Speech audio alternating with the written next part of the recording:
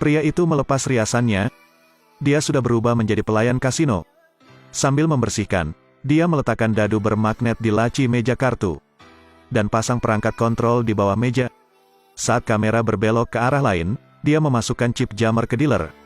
Jadi ketika dia membawa anggur ke tamu, dia memasukkan obat bius ke dalam anggur. Ketika kembali ke kamar kecil staf, dia melepas penyamarannya, buka laci rahasia lemari dan keluarkan kostum kedua. Ubah diri Anda menjadi pemuda yang keren. Michael mengeluarkan ponselnya. Semua mesin dealer di sini tiba-tiba kehilangan kendali, mengeluarkan kartu seperti hujan. Direktur menyuruh pelayan untuk menyiapkan setumpuk kartu baru. Michael pergi ke depan meja dadu dan menaruh 10.000 euronya di kotak 8. Lalu lempar dadu. Dia menggantinya dengan dadu magnet di laci meja. Beberapa getar, napas, dan kemudian dia melepaskan tangannya. Rolling dadu tekan tombol pada perangkat kontrol magnet. Kedua dadu berhenti. Keduanya mendarat di angka 4. Selamat. 10.000 euro berubah menjadi 60.000 euro. Tapi Michael tidak bermain lagi. Dia naik ke atas ketaipan judi yang lebih besar. Jadi, Anda harus memiliki kartu VIP Gold. Jadi dia pergi ke kamar presiden. Melihat tamu ini minum alkohol dan jatuh koma, dia segera mengambil kartu itu dan mengganti jasnya menjadi orang kaya. Michael menggesek kartunya untuk naik ke atas. Setelah lebih dari 10 detik, dia memasuki lift. Buka kotak elevator dan tempelkan jammer di atasnya, lalu tutup penutupnya. Ketika staf mendorong gerobak yang berisi setumpuk kartu baru untuk tiba, menekan tombol untuk membuka lift, keduanya bertabrakan dan naik ke lantai taipan. Selama pendakian, Michael menggunakan ponselnya untuk mengaktifkan jammer. Sedetik kemudian, lift berderak, berhenti di tengah jalan. Sementara itu, Michael mengeluhkan buruknya fasilitas kasino. Pada saat staf memanggil tukang reparasi, Michael mengambil setumpuk kartu ganti dek yang sudah dia siapkan sebelumnya. Setelah selesai, dia menekan tombol pemulihan normal lagi, lalu keluar dari lift. Dia membuang kartu VIP-nya dan duduk di meja kartu di lantai taipan.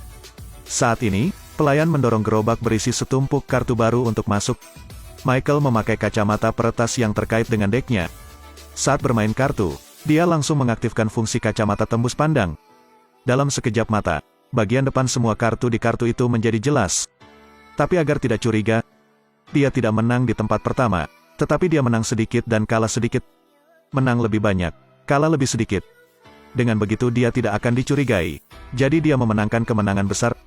Pria ini kehilangan begitu banyak sehingga dia marah. Dia mendorong semua 1,17 juta koin untuk dipertaruhkan. Michael melihat kartunya lebih kecil, jadi dia mendorong semua koinnya untuk dipertaruhkan. Hasilnya diketahui semua orang. Kali ini dia memenangkan 5 juta. Tapi ketika dia senang, pedagang itu mendorong koin itu ke pria di sebelahnya. Tunggu, apa yang sedang kamu lakukan? Yang ini menang. Michael tertegun. Baru sekarang dia mengetahui bahwa kartunya diganti. Itu hanya 2 kartu kecil. Dia mengejar orang itu, untuk mendapatkan uangnya kembali. Tapi orang yang dia hentikan hanyalah karyawan biasa. Tidak ada uang di dalam koper, hanya setumpuk dokumen. Saat satpam menariknya pergi, pria misterius di sampingnya sudah pergi. Michael mengenali pria itu sebagai ayahnya. Gordon bukanlah orang biasa. Dia bisa memasuki kesadaran orang lain untuk mengendalikan penglihatan dan pendengaran. Bahkan gerak tubuh mereka. Dibandingkan dengan Michael, trik Tuan Gordon jauh lebih hebat. Dia melihat museum mengangkut lukisan jadi dia naik berpura-pura menjadi turis. Apakah acaranya sudah selesai? Iya maaf pak. Ini sudah berakhir. Mendengar kabar duka ini, dia langsung pingsan ke tanah. Semua orang berkerumun di sekelilingnya. Dia mengendalikan kesadaran seorang pelukis jalanan di dekatnya. Letakkan bingkai foto lama untuk mendapatkan yang baru. Lalu mulailah melukis.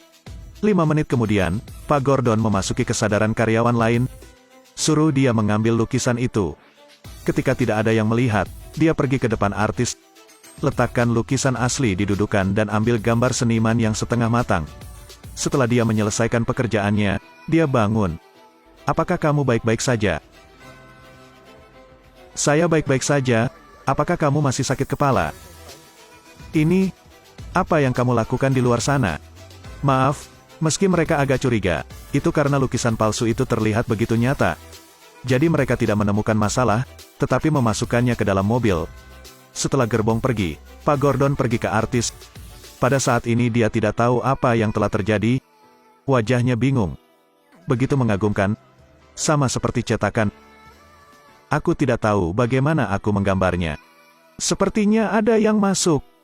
Gordon mengeluarkan setumpuk uang, mengatakan itu mungkin karena inspirasi yang melimpah. Jadi itu adalah mahakarya. Kemudian dia berkata bahwa dia akan menghabiskan 500 euro untuk membeli kembali lukisan ini.